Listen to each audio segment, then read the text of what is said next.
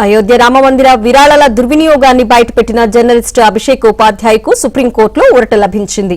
ఉపాధ్యాయ అరెస్టుపై supreme court stay విధించింది. తనపై తప్పుడు ఎఫ్ఐఆర్ నమోదు చేశారన్న ఉపాధ్యాయ పిటిషన్పై విచారణ జరిపిన సుప్రీంకోర్టు ఆయన అరెస్టును నిలువరిస్తూ యూపీ ప్రభుత్వానికి నోటీసులు జారీ చేసింది.